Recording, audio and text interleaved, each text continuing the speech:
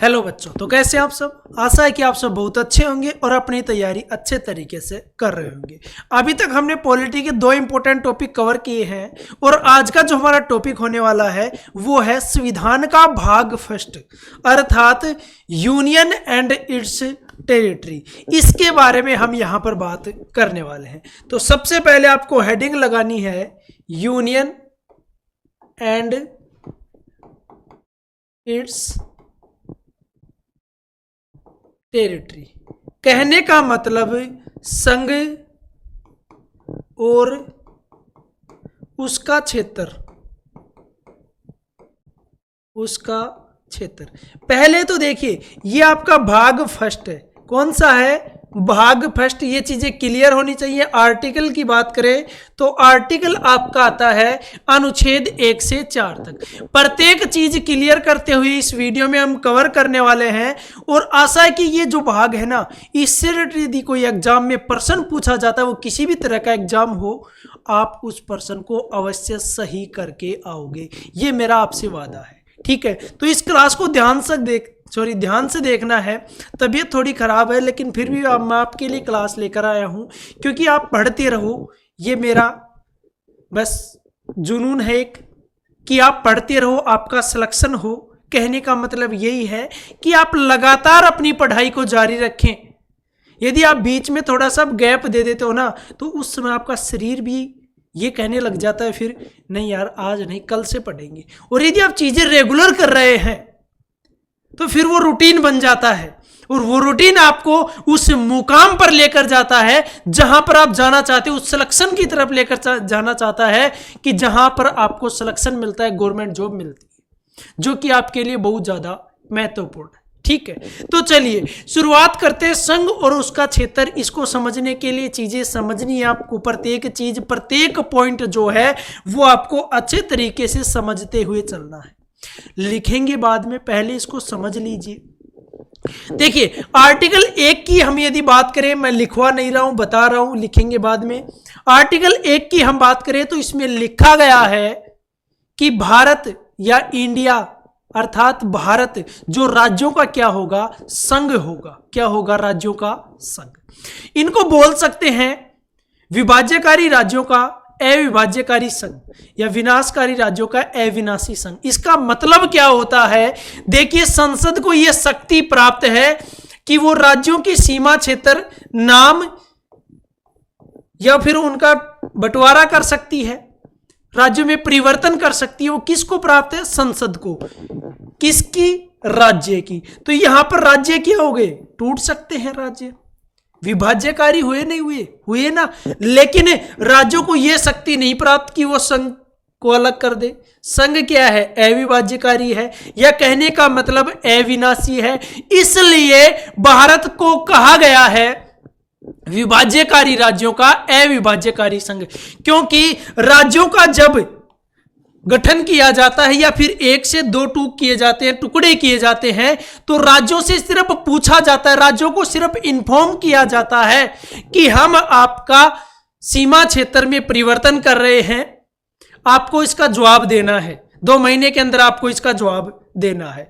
देखिए राज्य जो भी जवाब देगा, हां देगा या फिर ना देगा, उसको कुछ फर्क नहीं पड़ने वाला, वो तो होकर रहेगा। संसद कह रहे कि हम तो करेंगे, आपका जो जवाब है वो दीजिए। देखिए हम आपकी इज्जत करते हैं इसलिए आपसे पूछा है, ठीक है। तो वो इज्जत देने के लिए सिर्फ पूछा जाता है। इसी वजह से कहा जाता है विभाज्यकारी राज्यों का अविभाज्यकारी संघ।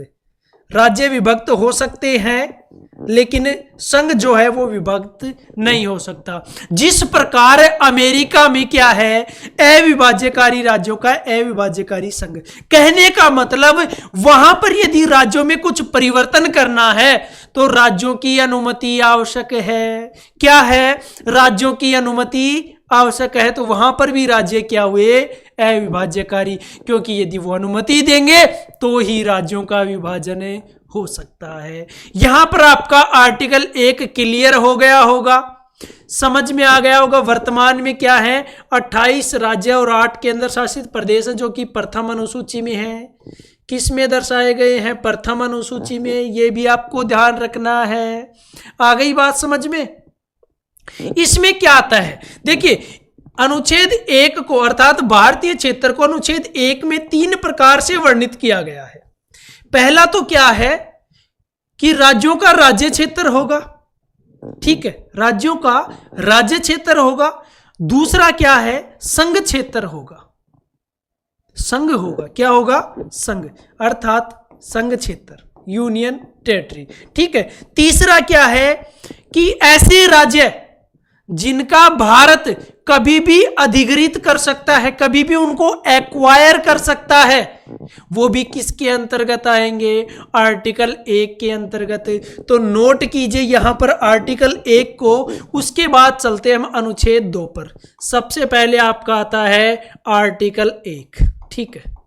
इसमें इंपोर्टेंट क्या है, इंपोर्टेंट यही है कि इंडिया अर्थात भारत, इंडिया, देखिए इसके ऊपर अभी भी थोड़े दिन पहले बहस चल रही थी। इंडिया अर्थात भारत नाम पर भारत, जो कि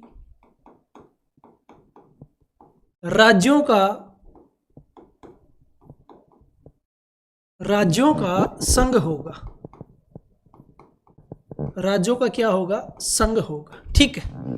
इसके ऊपर आपने पढ़ा होगा भी कुछ दिन पहले अखबारों में, टीवी चैनलों पर, सभी पर ये चीजें चल रही थी जब G20 हुआ था, कि इंडिया अर्थात भारत, जो भारत नाम है उसको भारत रखने का, ठीक है, ये चीजें भी चल रही थी। लेकिन हमारे संविधान के जो निर्माता थे ना, उनको कोई मतभेद नहीं था उनके मध्य कि इंडिया रखे या भारत रखे। उन्होंने दोनों नामों को महत्व दिया और दोनों नामों को इस संविधान में रखा गया है कि इंडिया अर्थात भारत, या बोल सकते हैं इंडिया जो कि भारत है, वो राज्यों का क्या होगा, एक संघ होगा, राज्यों का क्या होगा, एक संघ होगा। देखिए यहां पर यदि हम नोट करें कि भारतीय क्षेत्र को 3 श्रेणियों में विभक्त किया गया है। भारतीय क्षेत्र को 3 श्रेणियों में, 3 श्रेणियों में बांटा गया है, बांटा गया है। ये तीनों श्रेणियां आपको पता होनी चाहिए, क्योंकि ये आर्टिकल 1 के तहत आपको कोई नहीं लिखाने वाला। सिर्फ अनुच्छेद 1 के तहत आपको ये बता दिया जाता है कि इंडिया अर्थात भारत राज्यों का क्या होगा, संघ होगा। सिर्फ आपको हमेशा पढ़ने को यही मिलता है, लेकिन ध्यान रखना ये तीनों चीज आपको याद रखनी है। राज्यों का क्षेत्र, या फिर बोल सकते हैं राज्यों का राज्य क्षेत्र, यह आपके आर्टिकल 1 में ही है। दूसरा है आपका संघ क्षेत्र, कौन सा क्षेत्र, संघ क्षेत्र। और तीसरा है कि वह क्षेत्र जिन्हें भारत कभी भी अधिग्रहित कर सकता है, अधिग्रहित कर सकता है, ठीक है। कहने का मतलब कोई भी, जैसे पाकिस्तान है, उसका जो जिला है, सिंध प्रांत राज्य है, उसको क्या कर सकते हैं, एक्वायर कर सकते हैं, क्या कर सकते हैं, अधिग्रहित कर सकते हैं। तो ये चीजें हैं, इनको कभी भी एक्वायर कर सकते हैं। तो ये भी किसके अंतर्गत आती है, आर्टिकल 1 के अंतर्गत आती है। यहां पर आपका जो अनुच्छेद 1 है वो क्लियर हो जाना चाहिए, अच्छे तरीके से समझना है, चीज़ों को देखिए समझते हुए चलें। ये नहीं कि पर्सन की यार आंसर हो गया, हर चीज़ का जो लेवल है पर्सन का, वो लेवल आपके लिए एग्जाम के लिए इम्पोर्टेंट है, ठीक है, कि वो पर्सन कहाँ से पूछा जा रहा है और किस प्रकार से उसका आंसर हमको करना है, हमको आता है या नहीं। तो ये चीज़ें क्लियर होनी चाहिए आपको, ये आर्टिकल 1 के अंतर्गत दी गई है। अब बात आती है अनुच्छेद 2 की। देखिए आर्टिकल 2 की लिखना नहीं है, पहले बता देता हूँ। आर्टिकल 2 की यदि हम यहाँ पर बात करें, जो कि आपके लिए क्या है, इम्पोर्टेंट है। आर्टिकल 2 क्या है, इंपॉर्टेंट। देखिए आर्टिकल 2 और आर्टिकल 3 में कुछ कंफ्यूजन रहता है, हमेशा एग्जाम में प्रश्न पूछा जाता है। आर्टिकल 2 क्या कहता है, नए राज्यों का प्रवेश, नए राज्यों का प्रवेश, राज्यों का प्रवेश, ये कहता है आपका आर्टिकल 2, ठीक है, समझिए इस चीज को। नए राज्यों का प्रवेश, देखिए देशी रियासतें थी 562 थी, ठीक है, कितनी थी 562, उनमें से 559 को मिला लिया गया था, जो आपकी बाद में मिली थी हैदराबाद, जूनागढ़ और कश्मीर, ये अलग थी 3, ठीक है। इनसे जो राज्य बनाए गए थे, वो जो अधिकार था बनाने का, वो था आर्टिकल 2 के तहत। देखिए एग्जाम्पल के तौर पर समझे तो सिक्किम को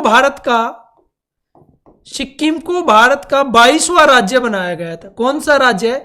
22वां राज्य, 36वें संविधान संशोधन 1975 के द्वारा, ठीक है। उस समय पीएम कौन थी? इंदिरा गांधी जी थी। कौन थी? इंदिरा गांधी जी। तो ये आपको ध्यान रखना है। देखिए इस आर्टिकल को समझने की कोशिश कीजिए। नए राज्यों का प्रवेश, जो पहले से राज्य नहीं है उसको राज्य बनाया जा रहा है, नए राज्यों को शामिल किया जा रहा है हमारे देश में। वो अधिकार संसद के पास किस आर्टिकल के तहत प्राप्त है? आर्टिकल 2 के तहत प्राप्त है। किसके तहत? आर्टिकल 2 के तहत। ध्यान रखना, यदि पहले से राज्य है, जैसे बिहार आपका, इससे आप झारखंड अलग कर रहे हैं, ठीक है, जो हो चुका है, लेकिन समझिए इससे आप झारखंड अलग कर रहे हैं, आर्टिकल 2 के तहत नहीं कर सकते। किसके तहत नहीं कर सकते? आर्टिकल 2 के तहत इसको अलग नहीं कर सकते। ये आता है आर्टिकल 3 के तहत। किसके तहत? आर्टिकल 3 के तहत। देखिए आर्टिकल 3 में लिखा है नए राज्यों का गठन, ठीक है, उनके सीमा क्षेत्र में बदलाव, उनके नाम में बदलाव, जो भी चीजें हैं, जो राज्य हैं पहले, उनमें तो जो तोड़ना मरोड़ना है उन राज्यों को, वो अधिकार आर्टिकल 2 के अंतर्गत नहीं आता है, आर्टिकल 3 के अंतर्गत आता है, ठीक है। आप नए राज्य बना रहे हैं, पहले से जो राज्य उसके अलग, उसमें से ही उसके 2 टूक कर रहे हैं, 2 राज्य अलग बना रहे हैं, तो आप वो आर्टिकल 3 कह सकते हैं कि 3 के अंतर्गत मैं ऐसा काम कर रहा हूं। वो शक्ति संसद को 3 के अंतर्गत प्राप्त है, न कि आर्टिकल 2 के अंतर्गत। तो यहां पर लिखिए, आपका सबसे पहले बात आती है अनुच्छेद 2, अनुच्छेद 2, ठीक है। इसमें क्या है? नए राज्यों का प्रवेश, नए राज्यों का प्रवेश, ऐसी शक्ति किसको प्राप्त है? संसद को प्राप्त। ऐसा कार्य करना किसको अधिकार है? संसद को अधिकार, ठीक। इसके बाद आपका आता है अनुच्छेद 3, अनुच्छेद 3, ये आपका आता है आर्टिकल 3। इसमें क्या है? नए राज्यों का गठन, नए राज्यों का गठन, इसके बाद सीमा क्षेत्र, सीमा क्षेत्र में परिवर्तन, नाम में परिवर्तन,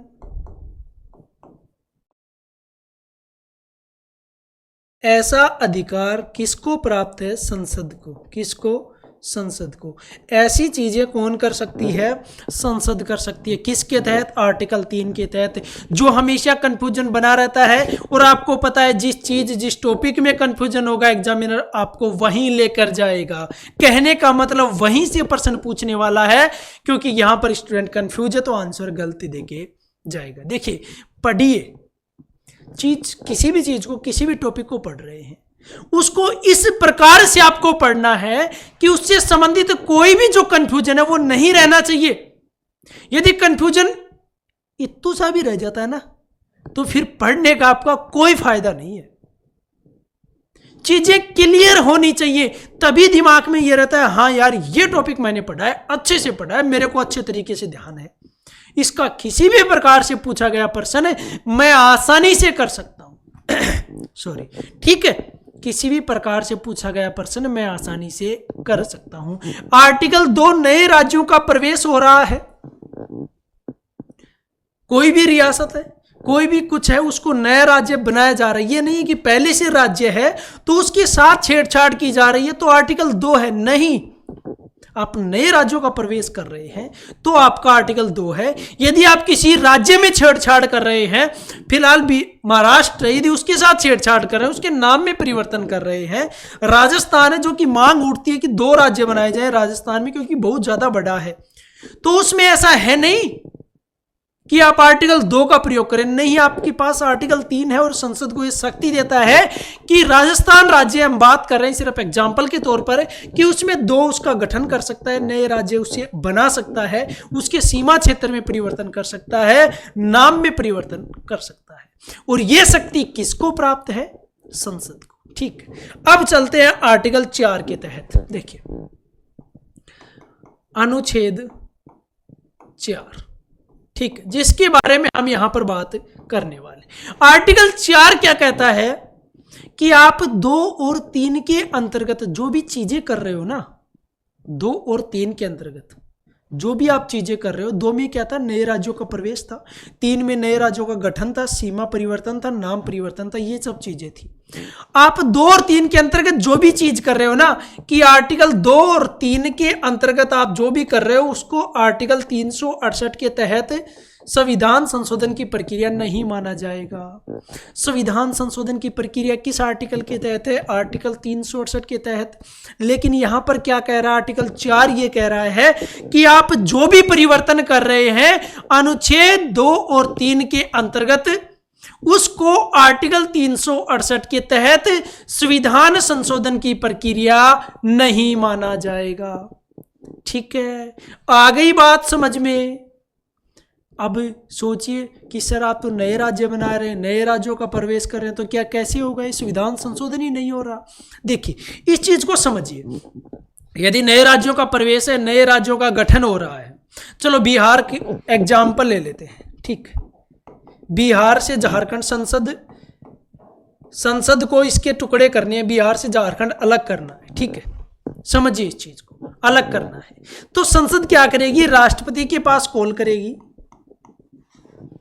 और उससे पूर्व अनुमति लेगी। राष्ट्रपति से क्या लेनी होगी? पूर्व अनुमति कि सर हम ऐसे कर रहे हैं, हम बिहार से झारखंड अलग कर रहे हैं। तो राष्ट्रपति जी की जो भी बात है वो कहेंगे ठीक है जी आप कीजिए। तो वो क्या करते हैं? लोकसभा या राज्यसभा में साधारण बहुमत के द्वारा, साधारण बहुमत, किस बहुमत से? साधारण बहुमत से उपस्थित हैं उन सदस्यों के बहुमत से, लेकिन कोरम पूर्ण हो, जो कोरम है वो पूर्ण होना चाहिए। कोरम कितना होता है? 1/10 सदस्यों का। ठीक है, आ गई बात समझ में? जैसे 543 है तो आपके कितने होने चाहिए? 54 तो होने ही चाहिए कम से कम। आ गई बात समझ में? यहां पर क्या होता है? साधारण बहुमत के द्वारा लोकसभा या राज्यसभा किसी में भी, यहां से ये बहुमत पारित, साधारण बहुमत से ये पारित हो जाता है, राज्यों का गठन हो जाता है। लेकिन एक बात और ध्यान रखना, यहां पर राष्ट्रपति कहते हैं हमसे तो पूर्व अनुमति ले ली, चलो ठीक अच्छी बात है, लेकिन राज्यों को भी पूछ लीजिए एक बार। वो सिर्फ इसलिए पूछा जाता है कि आप भारत का हिस्सा हो, क्या हो? आप संघ क्षेत्र में आते हो, इसलिए आपसे पूछ रहे हैं कि हम आपके टुकड़े कर रहे हैं, गठन कर रहे हैं, सीमा क्षेत्र में परिवर्तन कर रहे हैं। तो राज्य में क्या होता है? आक्रोश पैदा होता है कि भाई हमारा गठन नहीं हो सकता, हम ऐसा नहीं करने देंगे। वो क्या करते हैं? आंदोलन करते हैं। लेकिन यहां पर संसद क्या कहती है कि आप कुछ भी कीजिए, हमने सिर्फ आपको बताया है, इन्फॉर्म किया है कि हम आपके साथ ऐसा कर रहे हैं। ठीक है, हम आपके साथ क्या कर रहे हैं? ऐसा कर रहे हैं। आपको यह नहीं पूछा कि करना है या नहीं करना, सिर्फ आपका 2 महीने के अंदर आप जवाब दीजिए हां या ना, हमें तो करना है। चाहे आप हां बोलो चाहे ना बोलो, वहां पर राज्य से जो पूछा जाएगा वो मानने को बाध्य नहीं है संसद। वो सिर्फ पूछती है, इन्फॉर्म करती है, उसकी इज्जत करती है कि हम आपकी इज्जत करते हैं इसलिए आपसे पूछा है, वरना हम आपसे कोई लेना देना नहीं, हम जो करना चाह रहे हैं वो करेंगे, आप हां बोलो या ना बोलो। तो इस प्रकार से ये परिवर्तन होता है। ये चीजें समझ में आई। अब आर्टिकल 4 के अंतर्गत जो भी चीज है वो लिखिए आप। आर्टिकल 4 में क्या था कि अनुच्छेद 2 और 3 के अंतर्गत जो भी परिवर्तन किया गया है वो अनुच्छेद 368 के तहत संविधान संशोधन की प्रक्रिया नहीं माना जाएगा। आर्टिकल 2 और 3 के अंतर्गत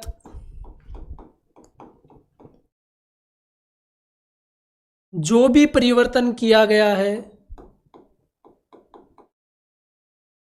जो भी परिवर्तन किया गया है वह आर्टिकल 368 के तहत नहीं माना जाएगा, नहीं माना जाएगा। ठीक है। अनुच्छेद 2 और 3 के अंतर्गत जो भी परिवर्तन किया गया है वह अनुच्छेद 368 के तहत नहीं माना जाएगा। कहने का मतलब यहां पर लिख लीजिए, संविधान संशोधन की प्रक्रिया लागू नहीं होगी। संविधान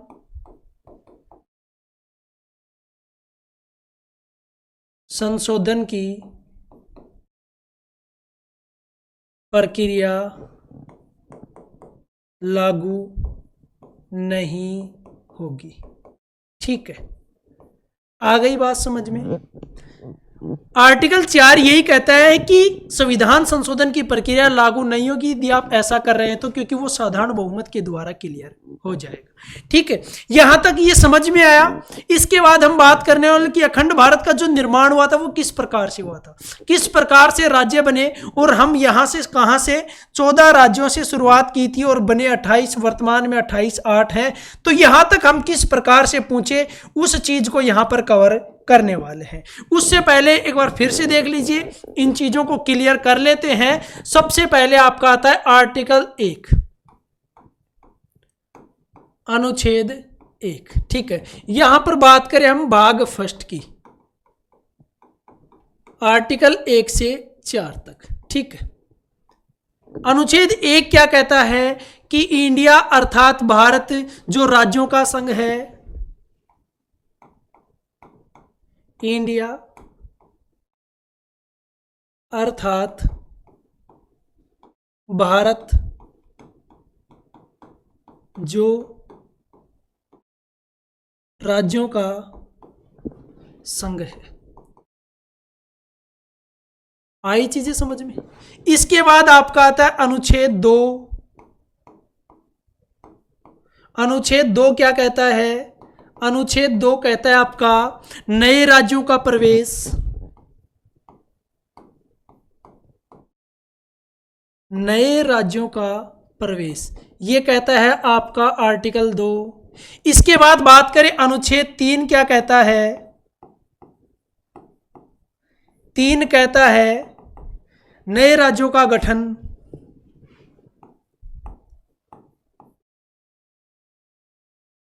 नए राज्यों का गठन,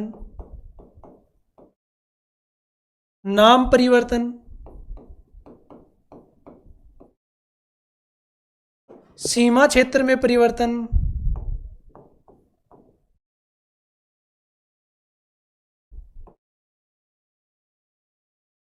ठीक है। इसके बाद कहता है आपका आर्टिकल 4, कहने का मतलब अनुच्छेद 4 कि आर्टिकल 2 और 3 के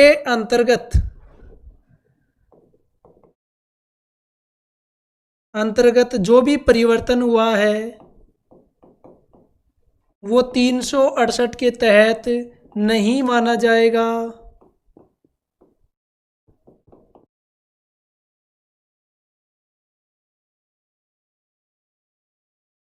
तीन सौ अड़सठ के तहत नहीं माना जाएगा। ये चीजें आपको ध्यान रखनी है।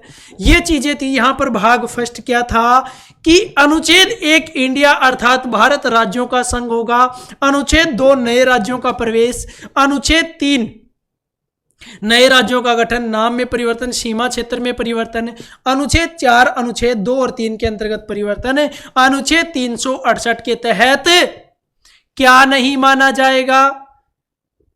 संविधान संशोधन की प्रक्रिया लागू नहीं होगी और 368 के तहत नहीं माना जाएगा।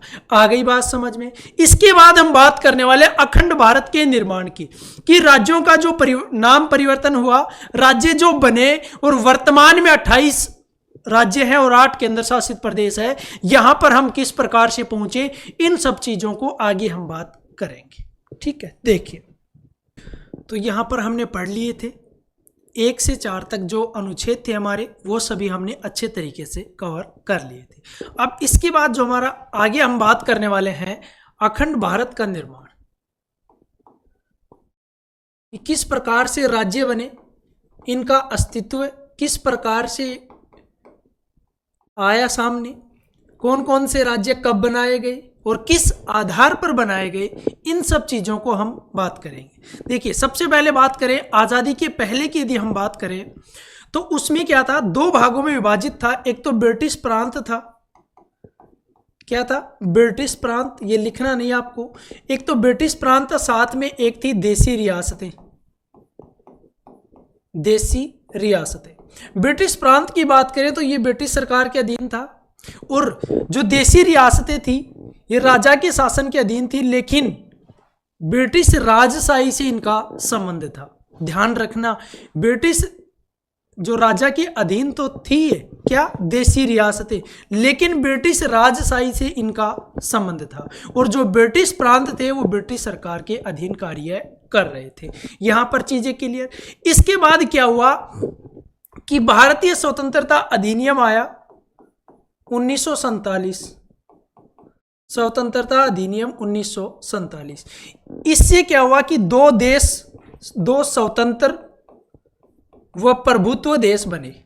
ठीक है, आपको पता होगा एक बना था हमारा देश भारत और एक बना था आपका पाकिस्तान। 2 देश बने, एक भारत और एक पाकिस्तान। ठीक है, यहां पर जो देसी रियासतें थी, अब उनको एकीकरण को लेकर बहुत बड़ा सवाल सामने था कि इनको किस प्रकार से शामिल किया जाए, या फिर ये अलग रहेंगी, स्वतंत्र रहेंगी, या फिर पाकिस्तान में शामिल होंगी। ऐसे बहुत से सवाल सामने आ रहे थे।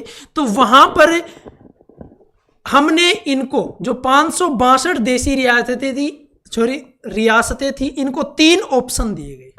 देखिए आपके एग्जाम में 4 ऑप्शन आते हैं, लेकिन इनको 3 ही ऑप्शन दिए गए। या तो आप भारत में शामिल हो जाइए, या आप पाकिस्तान में जाकर शामिल होइए, या फिर आप स्वतंत्र रहें। ये 3 ऑप्शन इनके पास थे।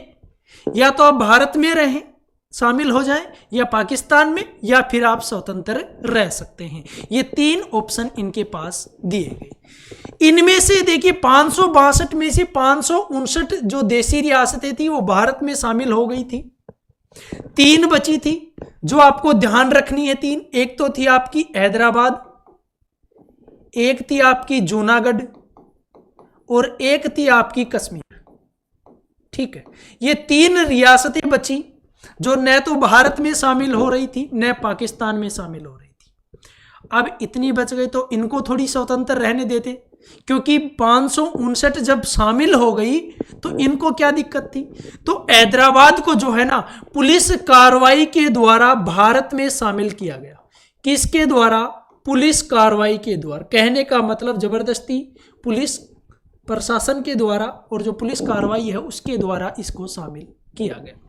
जूनागढ़ को वहां पर जनमत संग्रह करवाया गया और उस जनमत संग्रह के आधार पर भारत में शामिल किया गया। और साथ ही बात करें कश्मीर की तो समझिए विलय पत्र के आधार पर इसको शामिल किया गया। किसके आधार पर? विलय पत्र के आधार पर इसको भारत में शामिल किया गया। हो गया देसी रियासतों का एकीकरण, जो कि हमारे सामने एक बहुत बड़ी समस्या उभर कर आया था कि अब इनका क्या करें। इनका एकीकरण हुआ, ठीक है, सरदार वल्लभ भाई पटेल के सहयोग से इनका एकीकरण हुआ। 559 अपने आप शामिल हो गई। 3 बची थी, हैदराबाद, जूनागढ़ और कश्मीर। हैदराबाद को पुलिस कार्रवाई के द्वारा, और जूनागढ़ को जनमत संग्रह के द्वारा, और कश्मीर को विलय पत्र के आधार पर इनको शामिल कर लिया गया। देखिए यहां तक तो चीजें आपकी क्लियर हो जानी चाहिए कि पहले दो भाग थे, एक तो ब्रिटिश प्रांत और एक देसी रियासतें। जब भारतीय स्वतंत्रता अधिनियम 1947 आया तो इसमें क्या हुआ, इसके दो स्वतंत्र और प्रभुत्व देश बने, एक भारत बना और एक पाकिस्तान बना, भारत और पाकिस्तान। ठीक है, अब बात आई कि देसी रियासतों की, तो इनके एकीकरण में बहुत समस्या सामने आने वाली थी और वो समस्या आई भी उस समय।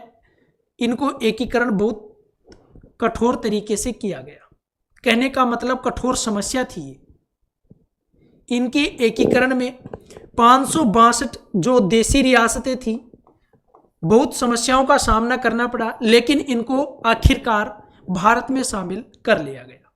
तीन के बारे में बता दिया, तीन थी जिनको किस प्रकार से भारत में शामिल किया गया। ये तीनों इंपॉर्टेंट है, ये आपको ध्यान रखनी है कि इनको भारत में किस प्रकार से शामिल किया गया। तीन ऐसी कौन सी रियासतें थी जो भारत में शामिल नहीं होना चाह रही थी, ये भारत में शामिल नहीं होना चाह रही थी, पाकिस्तान में भी शामिल नहीं होना चाह रही। ठीक है, यहां तक क्लियर हो गई बात। इसके बाद बात करें तो यहां पर धीरे धीरे क्या हुआ, राज्य बनने की मांग उठने लगी, राज्य पुनर्गठन की मांग उठने लगी। किस आधार पर, यह जरूर ध्यान रख लेना, भाषा के आधार पर, भाषा के आधार पर राज्य पुनर्गठन की जो मांग है वो क्या होने लगी, उठने लगी कि इस भाषा के आधार पर ये राज्य बना दीजिए। तेलुगु भाषा के आधार पर अलग राज्य बनाने की मांग उठी, अलग अलग भाषा के आधार पर ये राज्यों की मांग उठने लगी। अब यहां पर सरकार ने क्या किया, एक आयोग का गठन किया और उस आयोग का नाम था एस.के. धर आयोग, एस.के. धर आयोग। ठीक है, इस आयोग को 1947 में इसका क्या किया गया, गठन किया गया 1947 में। इसने अपनी रिपोर्ट दी 1948 में। रिपोर्ट कब दी, 1948 में। ठीक है, ये ध्यान रखना है, कोई भी आयोग है उसका गठन कब हुआ, उसने रिपोर्ट कब दी, ये दोनों चीजें आपको ध्यान रखनी है। साथ ही उसने रिपोर्ट में क्या कहा, किस चीज के लिए उस आयोग को बनाया गया था, वो चीज भी हमें ध्यान रखनी है। तो इसको बनाया गया था कि क्या भाषा के आधार पर राज्यों का पुनर्गठन हम कर सकते हैं, क्या सही है या गलत है। तो इसने अपनी रिपोर्ट में क्या कहा कि भाषा के आधार पर नहीं, भाषा के आधार पर नहीं, कहने का मतलब कि आप भाषा के आधार पर राज्यों का पुनर्गठन नहीं कर सकते। और सरकार को एक ऑप्शन दिया कि आप प्रशासनिक सुविधा के अनुसार, प्रशासनिक सुविधा के अनुसार राज्यों का पुनर्गठन करें,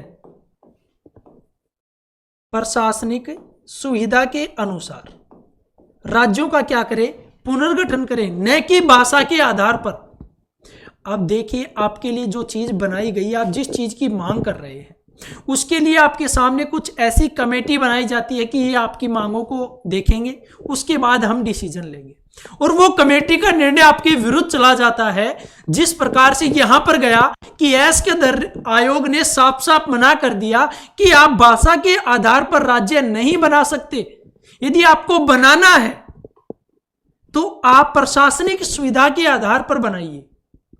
तो लोगों में जो था ना, वो आक्रोश और बढ़ गया कि जी नहीं, हमारी तो बात नहीं बनने वाली, बात नहीं बनने वाली। तो इस बात को लेकर लोग और आक्रोशित हो गए और तेज ज्यादा मांग उठने लग गई।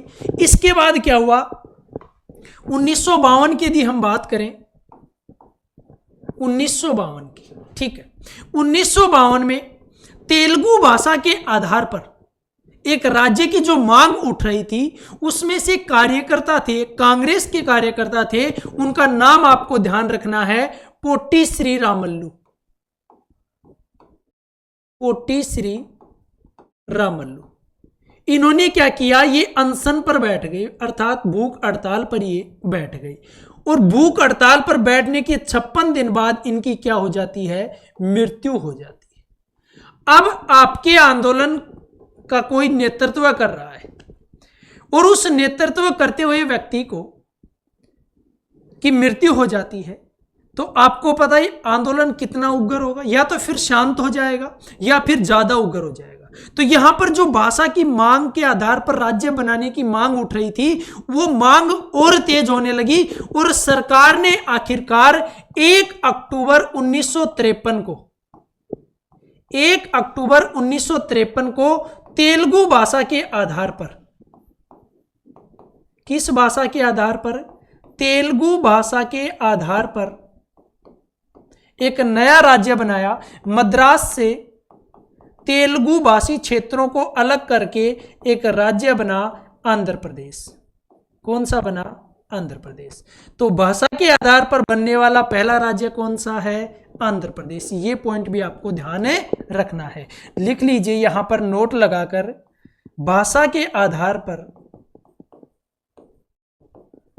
भाषा के आधार पर बनने वाला पहला राज्य कौन सा है? आंध्र प्रदेश। देखिए इस राज्य का निर्माण किस प्रकार से हुआ, कहां से मांगे उठने शुरू हुई थी? 47 से शुरू हुई थी, जहां पर सरकार ने एस के दर आयोग बनाया। आयोग ने साफ साफ मना कर दिया कि आप ऐसा नहीं कर सकते, यदि आपको राज्यों का पुनर्गठन ही करना है तो आप प्रशासनिक सुविधा के अनुसार कीजिए। तो वहां पर इसके बाद और मांग तेज शुरू हुई और यहां पर एक 1952 की बात करें तो एक कांग्रेसी कार्यकर्ता थे पोटी श्री रामल्लू, ये अनशन पर बैठ गए और अनशन के 56 दिन बाद इनकी क्या हो जाती है? मृत्यु हो जाती है। और आखिरकार सरकार को समझ में आया और सरकार ने वहां पर क्या किया? 1 अक्टूबर 1953 को मद्रास से तेलुगु भाषी क्षेत्रों को अलग करके तेलुगु भाषा के आधार पर एक नए राज्य आंध्र प्रदेश की नींव रखी। कहने का मतलब एक नया राज्य बनाया गया। तो यह बना था भाषा के आधार पर बनने वाला पहला राज्य। यहां तक चीजें क्लियर? प्रत्येक जो पॉइंट है वो आपको समझना है अच्छे तरीके से। यदि आप इन चीजों को समझते हुए चलोगे तो ये याद करने में आपको बहुत ज्यादा आसानी होने वाली। ठीक है, इसके बाद देखिए यदि हम आगे बात करें तो आगे एक आयोग आता है राज्य पुनर्गठन आयोग। राज्य पुनर्गठन आयोग, ठीक है, जिसको फजल अली आयोग भी बोला जाता है। सरकार ने फिर से एक आयोग का निर्माण किया, तो लिख लीजिए इसको फजल अली आयोग। फजल अली आयोग, जिसको राज्य पुनर्गठन आयोग बोला जाता है, 1953 में आया था। इसमें 3 सदस्य थे, एक तो फजल अली थे, एक थे के.एम. पणिकर और तीसरे सदस्य थे हृदयनाथ कुंजरू। ये इस आयोग के 3 सदस्य थे। ठीक है, इसमें अध्यक्ष जो थे वो थे फजल अली। इसी वजह से इस आयोग को फजल अली आयोग भी कहा जाता है, जो कि राज्य पुनर्गठन आयोग के नाम से भी जाना जाता है। ये भी वही इसी मकसद से बनाया गया था कि क्या हम कर सकते हैं ऐसा। तो इसने क्या कहा? इसने अपनी रिपोर्ट दी 1955 में। रिपोर्ट कब दी? 1955 में, जिसमें इस आयोग ने कहा कि आप भाषा के आधार पर राज्यों का पुनर्गठन कर सकते हैं। इस आयोग ने क्या कहा कि भाषा के आधार पर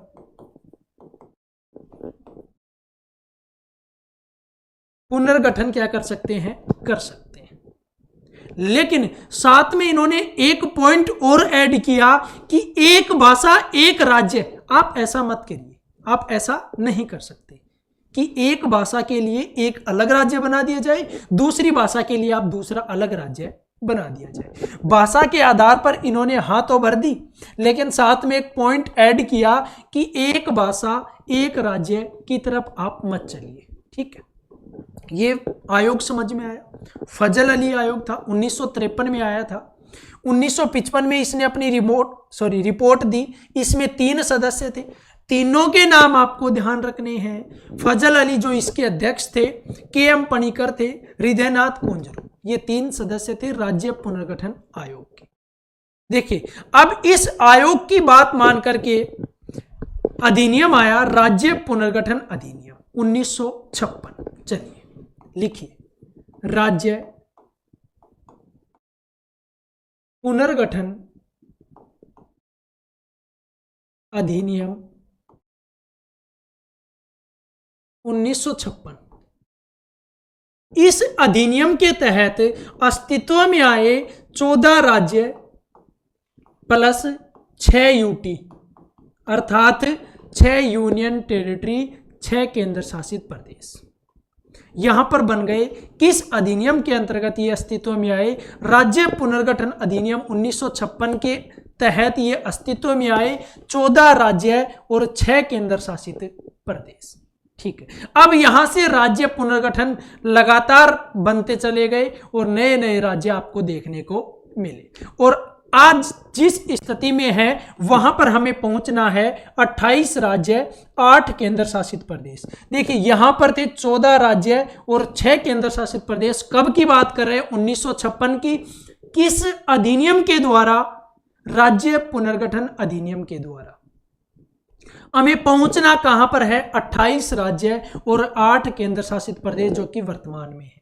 ठीक है, अब देखिए बात करें यहां पर एक एक डेट आपको लिखते हुए चलनी है। पहले बात करते हैं 1 मई 1960 की।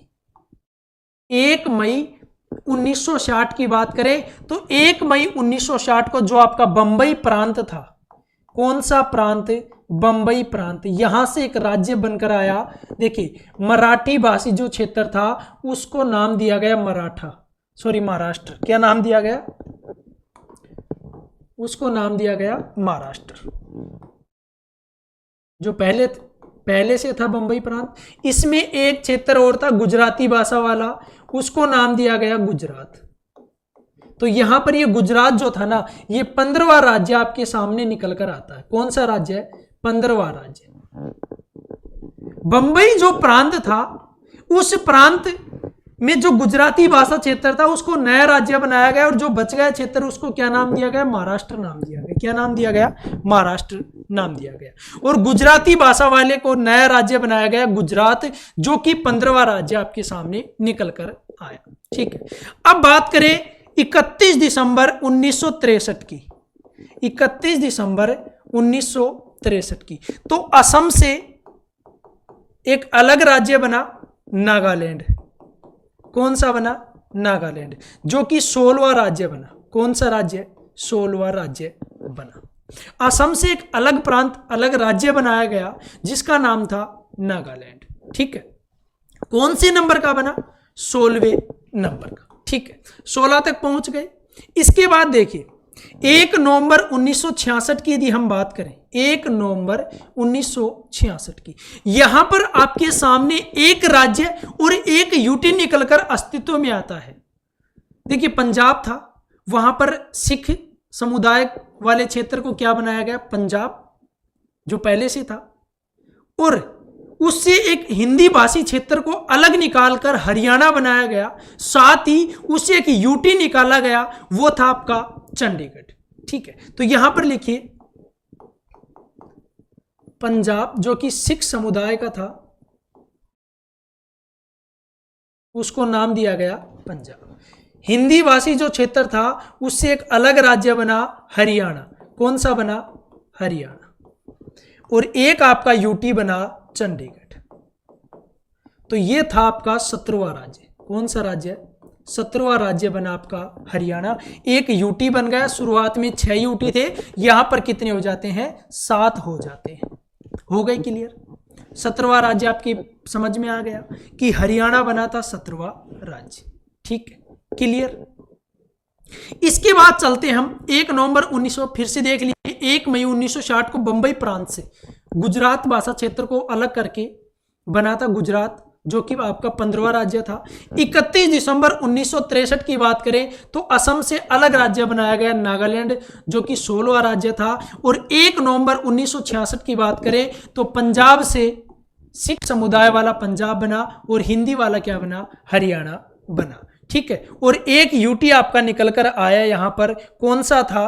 वो था आपका यूटी चंडीगढ़।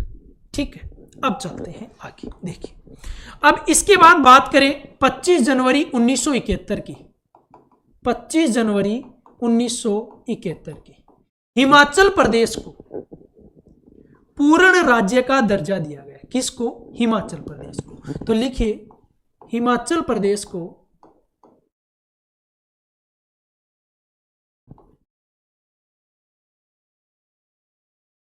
पूर्ण राज्य का दर्जा दिया गया। ये कौन सा हो गया आपका 18वां राज्य हो गया, क्योंकि हरियाणा कौन सा था 17वां था, ये बना आपका 18वां राज्य। कौन सा 18वां। हिमाचल प्रदेश कौन सा राज्य बना 18वां।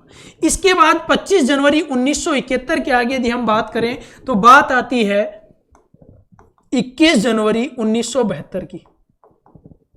21 जनवरी 1972 की बात करें तो यहां पर असम से 3 अलग राज्य बनाए गए। देखिए असम से 3 अलग राज्य बने, और वो कौन कौन से बने वो आपको ध्यान रखना है, और उनका क्रम भी आपको ध्यान रखना है। यहां पर क्रम को ध्यान रखना, मेगा को, ये ट्रिक ध्यान रखनी है, मेगा को 3 प्रकार की मणि मिली। क्या मिली? मेगा को 3 प्रकार की मणि मिली। ये असम से 3 राज्य बने थे। मेगा मतलब आपका मेघालय है, 3 प्रकार सीधा सा ध्यान हो रहा है त्रिपुरा है, और यहां पर मणि का मतलब क्या है मणिपुर है। ठीक है, मेघालय 19वें नंबर का, त्रिपुरा 20वें नंबर का, और मणिपुर 21वें नंबर का ये राज्य यहां पर बने। तो आपके सामने अभी तक कितने राज्य अस्तित्व में आ गए? 21 राज्य आपके सामने निकलकर आ चुके हैं। कितने राज्य? 21 राज्य आपके सामने निकलकर आ गए हैं। मेघालय, त्रिपुरा और मणिपुर ये बने थे 21 जनवरी 1972 को, 19वां, 20वां और 21वां राज्य। इसके बाद देखिए 22वां राज्य आपको अच्छे तरीके से याद होगा। 16 मई 1975 की यदि हम बात करें, 16 मई 1975 सिक्किम को भारत के 22वें राज्य के रूप में अपनाया गया। या फिर किस संविधान संशोधन, यह भी ध्यान रखना है, 36वें संविधान संशोधन 1975 के द्वारा। तो यहां पर सिक्किम को भारत का 22वां राज्य बनाया गया। ठीक है, सिक्किम को क्या बनाया गया? भारत का 22वां राज्य बनाया गया। यह भी लिख लीजिए 36वां संविधान संशोधन 1975 के द्वारा। किसके द्वारा? 36वां संविधान संशोधन 1975 के द्वारा सिक्किम को भारत का 22वां राज्य बनाया गया। यहां पर इनको नोट कर लेना, फिर से बता रहा हूं। यहां पर हमने क्या पढ़ा? एक तो 18वां राज्य 25 जनवरी 1971 को हिमाचल प्रदेश को पूर्ण राज्य का दर्जा दिया गया, जो कि हमारे देश का कौन सा राज्य बना? 18वां राज्य बना। इसके बाद 21 जनवरी 1972 की यदि हम बात करें तो 21 जनवरी 1972 को असम से 3 राज्य निकाले गए, मेघालय, त्रिपुरा और मणिपुर। कहने का मतलब मेघा को 3 प्रकार की मणि मिली, मतलब मेघालय, त्रिपुरा और मणिपुर। ये भी आपको ध्यान रखना है कि 19वां मेघालय था, 20वां त्रिपुरा था और मणिपुर 21वां था। इसके बाद 16 मई 1975 की बात करें तो सिक्किम को भारत का 22वां राज्य बनाया गया। ठीक है, सिक्किम को क्या बनाया गया? भारत का 22वां राज्य बनाया गया। किस संविधान संशोधन के द्वारा? 36वां संविधान संशोधन के द्वारा ये बनाया गया। ठीक है, यहां पर कितने हो गए राज्य? 22 राज्य आपके हो गए। इसके बाद चलते हैं आगे, बात करें 20 फरवरी 1987 की। 20 फरवरी 1987 की यहां पर क्या हुआ कि असम से फिर 2 नए राज्य बनाए गए। किससे? असम से। एक तो आपका मिजोरम बना और एक आपका अरुणाचल प्रदेश बना।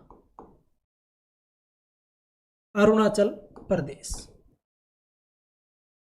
ये बना आपका 23वां और ये बना आपका 24वां। ये आपको ध्यान रखने हैं। तो कितने राज्य अस्तित्व में आ गए?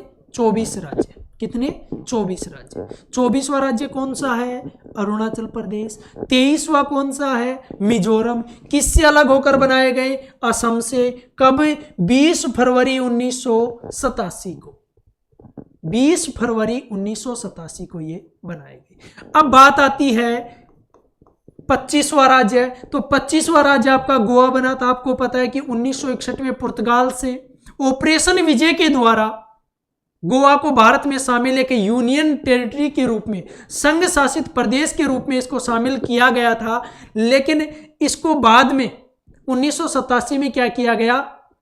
एक पूर्ण राज्य का दर्जा दिया गया, जो कि पूर्ण राज्य बना आपका 30 मई 1987 को, 30 मई 1987 को। क्लियर। यहां पर गोवा को क्या किया गया, पूर्ण राज्य का दर्जा दिया गया, पूर्ण राज्य का दर्जा दिया गया। ये बना आपका 25वां। कौन सा बना, 25वां। यहां पर क्लियर, क्योंकि गोवा जो था ना उसको आजाद करवाया गया था पुर्तगाल से। कब, 1961 में। ऑपरेशन के बारे में पूछे तो ऑपरेशन का नाम था ऑपरेशन विजय। किस ऑपरेशन के द्वारा, ऑपरेशन विजय के द्वारा पुर्तगाल से इसको आजाद करवा के भारत के एक यूनियन टेरिटरी के रूप में इसको भारत में शामिल किया गया था। उसके बाद 30 मई 1987 को गोवा को पूर्ण राज्य का दर्जा दिया गया, जो कि हमारे देश का 25वां राज्य बनकर सामने आया। कौन सा राज्य, 25वां राज्य। इसके बाद आपको 3 ध्यान रखने हैं सीधे सीधे। एक तो 1 नवंबर, एक 9 नवंबर और एक 15 नवंबर। ये तीनों डेट आपको याद रखनी है। सन का ध्यान रखना, सिर्फ 2000 है। क्या है, सन 2000। यहां पर 3 राज्य आपके इंपोर्टेंट बनाए गए थे जो आपको ध्यान रखने हैं। पहला बना था छत्तीसगढ़। कौन सा बना था, छत्तीसगढ़। किससे अलग हुआ था, एमपी से, एमपी से अलग होकर छत्तीसगढ़ राज्य बना। कौन से नंबर का, 26वें नंबर का। ठीक है। इसके बाद यहां पर बना उत्तराखंड। 9 नवंबर को क्या बना, उत्तराखंड। किससे अलग हुआ, ये यूपी से अलग हुआ। किससे, यूपी से। और ये बना 27वां राज्य। फिर यहां पर बना 15 नवंबर को झारखंड। ये अलग हुआ बिहार से। और ये बना यहां पर 28वां राज्य। कौन सा राज्य, 28वां राज्य। तो बात कर रहे थे 28 राज्यों की पहुंच चुके हैं, लेकिन चीजें ध्यान रखना। इसके बाद और भी राज्य बना है जिसके बारे में हम बात करेंगे। पहले इसको देख लीजिए। 1 नवंबर 2000 को मध्य प्रदेश से अलग होकर एक नया राज्य बना था, छत्तीसगढ़, जो कि आपके नंबर का था 26वें नंबर का। उसके बाद 9 नवंबर 2000 को एक नया राज्य बना जो आपका यूपी से अलग होकर बना, उत्तर प्रदेश से अलग होकर बना उत्तराखंड, जो आपके 27वें नंबर का था। 15 नवंबर सन 2000 को बिहार से अलग होकर नया राज्य बना झारखंड, जो कि 28वें नंबर का था। अब ये डेट आपको ध्यान रखनी है, 2 जून 2014। 2 जून 2014 नया राज्य बना तेलंगाना। कौन सा बना, तेलंगाना। किससे अलग हुआ, ये आपका आंध्र प्रदेश से अलग हुआ। और ये बना आपका 29वां राज्य। कौन सा राज्य है, 29वां। देखिए, यदि आपसे एग्जाम में प्रश्न पूछा जाए कि भारत का सबसे नवीनतम राज्य कौन सा है, तो वो नवीनतम राज्य जो है वो आपके सामने है, तेलंगाना। कौन सा है, तेलंगाना जो है वो नवीनतम राज्य है। कब बना, 2 जून 2014 को आंध्र प्रदेश से अलग होकर एक नया राज्य बना तेलंगाना, जो कि भारत का क्या है, नवीनतम राज्य। ये पॉइंट भी आप इसके साथ ऐड कर लेना, इसको नोट कर लेना। 1 नवंबर, 9 नवंबर, 15 नवंबर सन 2000, ये आपको चीजें ध्यान रखनी। ठीक है, समझ में आ गया। छत्तीसगढ़ एमपी से अलग होकर क्या बना, छत्तीसगढ़ यूपी से अलग होकर उत्तराखंड, और बिहार से अलग होकर झारखंड आपका 28वां राज्य बना, और 29वां बना आपका तेलंगाना। देखिए, हमें जाना है 28 + 8 के साथ, लेकिन हम पहुंच गए 29 तक। ठीक है, कहां पर पहुंच गए, 29 पर। जाना कहां पर है, 28 8 पर। 29 7 तक अभी हम पहुंचे हैं। अब चलते हैं हम आगे। देखिए, 31 अक्टूबर 2019 की यदि हम बात करें, 31 अक्टूबर 2019 की यदि हम बात करें, जो आपका जम्मू कश्मीर था, उस जम्मू कश्मीर राज्य को 2 केंद्र शासित प्रदेशों में विभक्त किया गया। एक तो जम्मू कश्मीर बना और एक लद्दाख बना। कौन सा बना, लद्दाख। ठीक है, तो यहां पर ये 2 केंद्र शासित प्रदेश, 2 यूनियन टेरिटरी आपके सामने निकल कर आए। पहले कितने थे? 7 थे, और यहां पर कितने हो जाते हैं? 9 हो जाते हैं। 28 9 हो गए ना। ये राज्य था, क्या बन गया? केंद्र शासित प्रदेश। 1 कम हो गया तो कितने हो गए? 28 9। 28 राज्य और 9 केंद्र शासित प्रदेश तक हम पहुंच चुके हैं। इसके बाद एक और डेट आपको ध्यान रखनी है, 26 जनवरी 2020। 26 जनवरी 2020, इस दिन क्या हुआ था कि जो दादर नगर हवेली है, दादर नगर हवेली तथा जो दमन दीव है, दमन और दीव, दमन व दीव को संयुक्त रूप से एक यूटी बनाया गया, एक यूटी बनाया गया। देखिए, ये अलग अलग केंद्र शासित प्रदेश थे, लेकिन 26 जनवरी 2020 को इसको क्या बनाया गया? दादर नगर हवेली और दमन दीव को संयुक्त रूप से एक केंद्र शासित प्रदेश बनाया गया। तो वहां पर एक कर दीजिए, 28 + 8। देखिए, हम उस मुकाम पर पहुंच चुके हैं जिस मुकाम पर जाने के लिए हमने शुरुआत की थी। शुरुआत कहां से की थी? शुरुआत ब्रिटिश प्रांत और देसी रियासतों से की थी। फिर स्वतंत्रता अधिनियम की बात की। वहां पर देखिए 14 राज्य और 6 केंद्र शासित प्रदेश अस्तित्व में आए थे राज्य पुनर्गठन अधिनियम 1956 के द्वारा। और यहां तक हम पहुंचे हैं 28 राज्य और 8 केंद्र शासित प्रदेश, जो कि क्या है? वर्तमान में है। ये आपको ध्यान रखना है। फिर से देख लीजिए, इनको अच्छे तरीके से समझते हुए आपको चलना है। ठीक है, फिर से देखें तो सबसे पहले बात की थी आर्टिकल 4 थे, भाग फर्स्ट की यहां पर हम चर्चा कर रहे थे। भाग आर्टिकल 1 में क्या था? इंडिया अर्थात भारत, जो क्या है?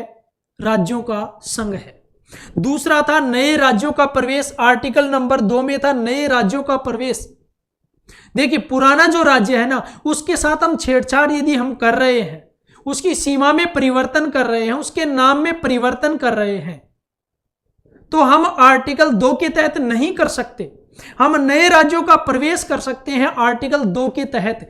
और आर्टिकल 3 कहता है कि आप मेरे अंतर्गत, मेरे आधार पर आप नए राज्यों का गठन कीजिए।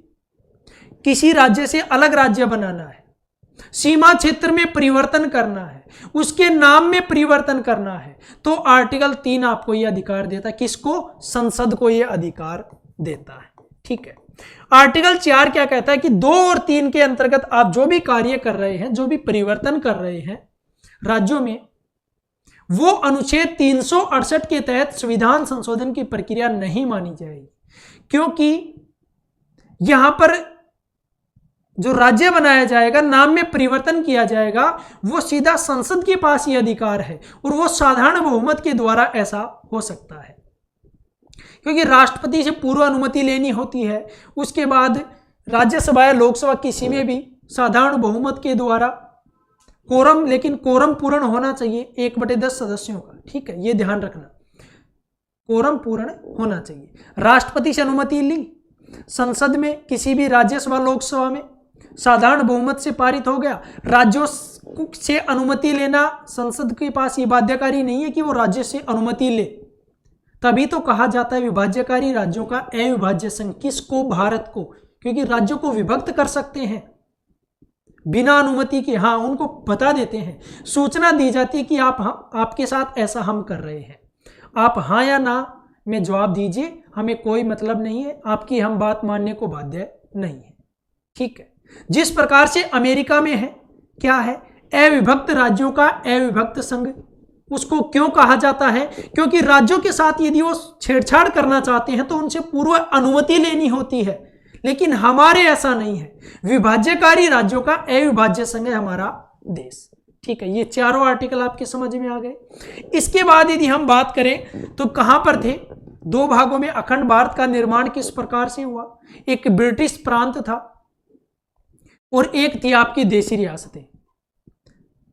ब्रिटिश प्रांत जो ब्रिटिश सरकार के अधीन था, देसी रियासतें जो राजा के शासन के अधीन, लेकिन ब्रिटिश राजशाही से इनका संबंध था। इसके बाद स्वतंत्रता अधिनियम आया 1947 में 2 स्वतंत्र प्रभुत्व देश बने, भारत और पाकिस्तान। देशी रियासतों के एकीकरण के बारे में सवाल उठने लगे तो इनको 3 ऑप्शन दिए गए, या तो आप भारत में रहें, या फिर आप किस में जाएं, पाकिस्तान में जाएं, या फिर आप स्वतंत्र रहें। इनमें से 559 देशी रियासतें भारत में शामिल हो गई। 3 बची जो ऐसा कार्य नहीं कर रही थी कि हम शामिल नहीं होना चाहते, वो थी हैदराबाद, जूनागढ़ और कश्मीर। हैदराबाद को किया गया पुलिस कार्रवाई के द्वारा भारत में शामिल। जूनागढ़ में जनमत संग्रह करवाया गया, तो वहां पर अधिकतर लोगों ने कहा कि हम भारत में जाना चाहते हैं, तो जूनागढ़ भी भारत में शामिल हो गया। इसके बाद बात आती है कश्मीर की, तो कश्मीर को विलय पत्र के आधार पर भारत में शामिल किया गया। यहां तक क्लियर चीजें, ठीक है। इसके बाद हम बात करें तो भाषा के आधार पर राज्यों की बनने की पुनर्गठन की मांग जो थी वो उठने लग गई। इसी आधार पर सरकार ने 1947 में एस्केदर आयोग बनाया। एस्केदर आयोग ने अपनी रिपोर्ट दी 1948 में, और उसने क्या कहा, उसने कहा कि भाषा के आधार पर आप राज्य नहीं बनाए। हाँ, बनाना है, यदि आपको राज्य पुनर्गठन करना है तो आप प्रशासनिक सुविधा के अनुसार कीजिए। इस कमेटी की, इस आयोग की रिपोर्ट के बाद लोगों में आक्रोश बढ़ गया कि ये तो ऐसा नहीं होने देंगे। इससे आंदोलन तेज हो गया और राज्य भाषा के आधार पर और ज्यादा जो मांग थी वो उठने लग गई। 1952 की बात करें तो 1952 में एक कांग्रेसी कार्यकर्ता थे पोट्टी श्रीरामुलु, जो कि तेलुगु भाषा के आधार पर राज्य बनाने की मांग कर रहे थे। वो अनशन पर बैठ जाते हैं और अनशन के 56वें दिन उनकी मृत्यु हो जाती है। इससे सरकार को झुकना पड़ा और 1 अक्टूबर 1953 को भाषा के आधार पर, किस भाषा, तेलुगु भाषा के आधार पर मद्रास से तेलुगु भाषी क्षेत्रों को अलग करके एक नया राज्य बनाया गया, और वो कौन सा था, आपका आंध्र प्रदेश।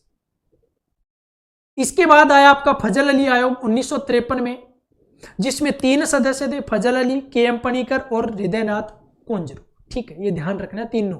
इसमें अध्यक्ष कौन थे, फजल अली। जाहिर सी बात है, अध्यक्ष के नाम से ये आयोग है तो अध्यक्ष वो ही होगा, जिसको राज्य पुनर्गठन आयोग भी कहा जाता है। ये भी आपको ध्यान रखना है। इस आयोग ने अपनी रिपोर्ट दी 1955 में, और इसने कहा कि आप बनाइए, भाषा के आधार पर राज्य बनाए जा सकते हैं, लेकिन एक बात का ध्यान रखना, एक भाषा एक राज्य ऐसा नहीं।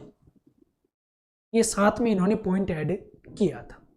इसके बाद आया अस्तित्व में आपका राज्य पुनर्गठन अधिनियम 1956, जिसमें 14 राज्य और 6 केंद्र शासित प्रदेश अस्तित्व में आए थे। उसके बाद धीरे धीरे राज्य बनते चले गए और हम 14 राज्यों 6 केंद्र शासित प्रदेश से आज जिस मुकाम पर है उस पर है 28 राज्य और 8 केंद्र शासित प्रदेश। वो सन आपको ध्यान रखनी है और वो चीजें आपको ध्यान रखनी है कि किस राज्य से अलग होकर नए राज्य बने। वो सब चीजें एक एक पॉइंट आपको ध्यान होना चाहिए। ठीक है, तो इनको अच्छे से नोट कर लेना, अच्छे से ध्यान रखना। प्रत्येक जो सन है वो आपको पता होनी चाहिए, किस राज्य से कितने राज्य बने थे, किस आधार पर राज्य बनाए गए, इन सब चीज़ों को क्लियर करना है, क्योंकि यहीं से एग्जाम में प्रश्न आपको जरूर देखने को मिलता है। और सबसे नवीनतम जो राज्य था वो मैंने आपको बताया था, आपका तेलंगाना था। कौन सा था? तेलंगाना। 29वां राज्य बना था तेलंगाना। ठीक, आशा है कि आपको क्लास अच्छे तरीके से समझ में आई होगी। मिलते हैं एक नई क्लास के साथ, तब तक इस क्लास को आप अच्छे तरीके से रिवीजन कर लीजिए ताकि पढ़ा हुआ दिमाग में रहे, जो कि काम आएगा। यदि नहीं पढ़ोगे तो काम नहीं आने वाला। ठीक है, धन्यवाद।